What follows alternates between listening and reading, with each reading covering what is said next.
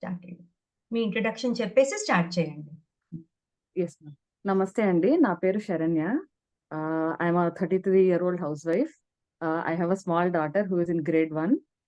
Very నేను good. మా friend ద్వారా తెలుసుకొని ఇక్కడ జాయిన్ అయ్యానండి క్లాసెస్‌కి. Mainly for me to learn and have a good and balanced thinking. Yeah! Ah, excellent. మా టీచర్ మాధవీలత గారండి. వెరీ గుడ్ అండి. హ్మ్.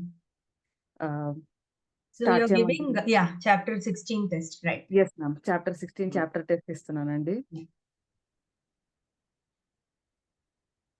బిగిన్ చేస్తాను. హ్మ్. श्रीकृष्णाय परमात्मने नमः। श्रीमद्भगवद्गीता अथ षोडशोऽध्यायः। दैवासुरसम्पद्विभागयोगः।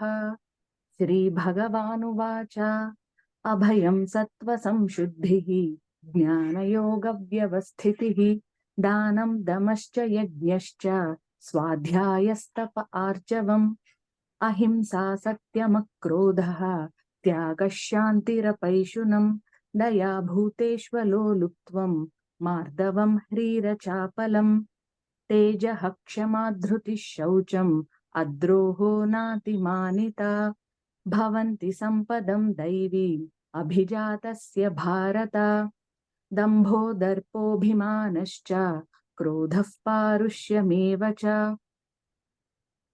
अज्ञानं चाभिजातस्य पार्थसम्पदमासुरीं दैवी सम्पद्विमोक्षाय निबन्धायासुरीमता मा शुचः सम्पदं दैवीम् अभिजातोऽसि पाण्डव द्वौ भूतसर्गौ लोकेऽस्मिन् दैव आसुर एव च दैवो विस्तरशः प्रोक्तः आसुरं पार्थ मे शृणु प्रवृत्तिं च निवृत्तिं च जना न विदुरासुराः न शौचं नापि चाचारः न सत्यं तेषु विद्यते असत्यमप्रतिष्ठन्ते जगदाहुरणीश्वरम् अपरस्परसम्भूतं किमन्यत् कामहैतुकम् एतां दृष्टिमवष्टभ्य नष्टात्मानोऽल्पबुद्धयः प्रभवन्त्युग्रकर्माणः क्षयाय जगतो हिताः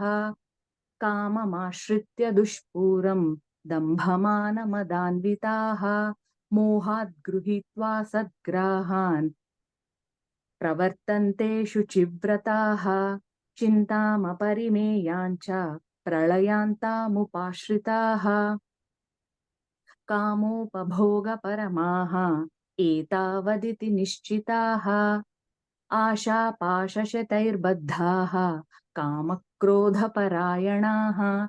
ईहन्ते कामभोगार्थम् अन्यायेनार्थसञ्चयान् इदमद्य मया लब्धम् इमं प्राप्स्ये मनोरथम् इदमस्तीदमपि मे भविष्यति पुनर्धनम् असौ मया हतः शत्रुः हनिष्ये चापरानपि ईश्वरोऽहमहं भोगी सिद्धोऽहं बलवान् सुखी आढ्योऽभिजनवानस्मि कोऽन्योऽस्ति सदृशो मया यक्ष्ये दास्यामि मोदिष्ये इत्यज्ञानविमोहिताः अनेकचित्तविभ्रान्ताः मोहजालसमावृताः प्रसक्ताः कामभोगेषु पतन्ति नरकेषु च आत्मसम्भावितास्तब्धाः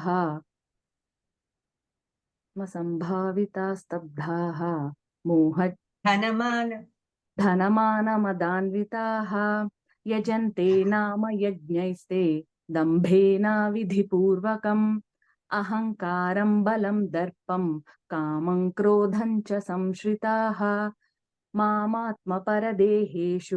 प्रद्विषन्तोऽभ्यसूयकाः तानहं द्विषतः क्रूरान् संसारेषु नराधमान् क्षिपाम्यजस्रमशुभान् आसुरीष्वेव योनिषु आसुरीं योनिमापन्नाः मूढा जन्मनि जन्मनि मामप्राप्यैव कौन्तेय ततो यान्त्यधमां गतिम् त्रिविधं नरकस्येदं द्वारं नाशनमात्मनः